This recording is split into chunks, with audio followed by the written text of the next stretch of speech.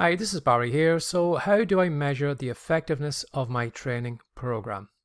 Well, there's a couple of very simple things that you can do, and that is just to gather information from the buyers who bought the product. How did they get on with it? You could ask them questions like, after going through the training program, is there anything maybe that I left out, or anything maybe that I could have explained better, or maybe shown you something else that could have improved the product?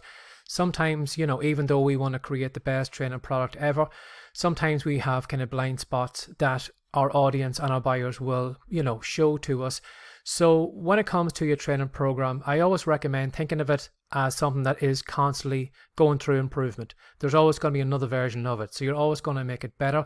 So the first training product you do create, it's not going to be the best one ever. But when you do get people running through it, when you find out, well, this worked for me, this didn't work for me, or could you explain this better for me? You'll find that the next group of people that will go through the training product will find it a lot better because you've made those slight improvements. So not only is it a way of finding out how effective your training program is by actually talking to your buyers, but it is also another way to improve it. Now, another thing I would say to you is that when you are selling digital products, as hard as it is to accept sometimes you will find people will give you the money for your product and never actually use it.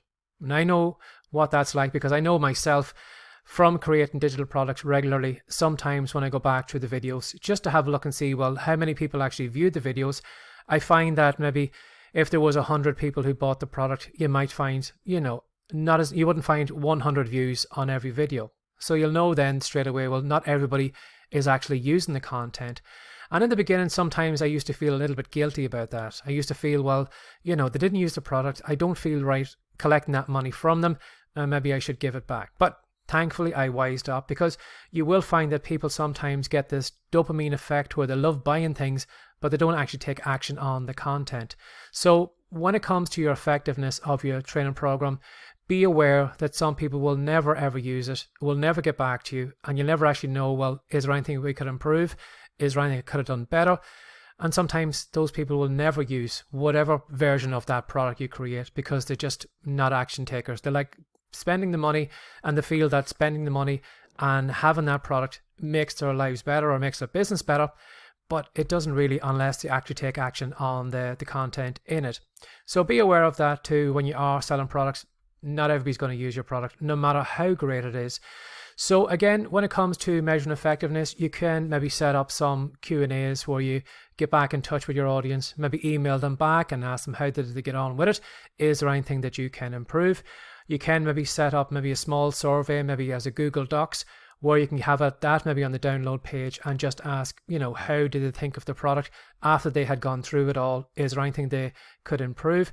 And again, to ask your audience questions like, what was your life like beforehand and how has it improved since then?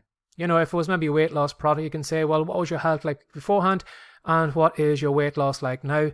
So, those before and afters will give you an idea of how powerful your product is, the difference you've made in those people's lives. So again, think along those lines as well too. What are their lives like beforehand and what are their lives like afterwards? Again, it'll give you an idea. Sometimes, the picture we have in our head of the big difference we're going to make, it mightn't be as big, or you might find that you're actually making a bigger difference in people's lives than you realize from that digital training product.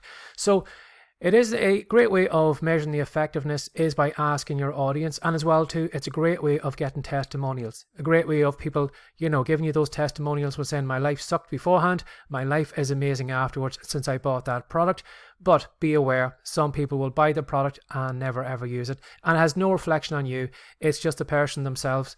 They're not the type of people who will take action on it. They like spending the cash, but unfortunately they won't take any action on that. So bear that in mind too as well. So those are the kind of things I would think about if I was trying to measure the effectiveness of my training program.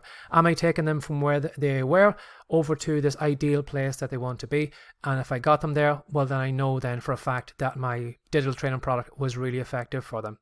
Have a lovely day. Bye-bye.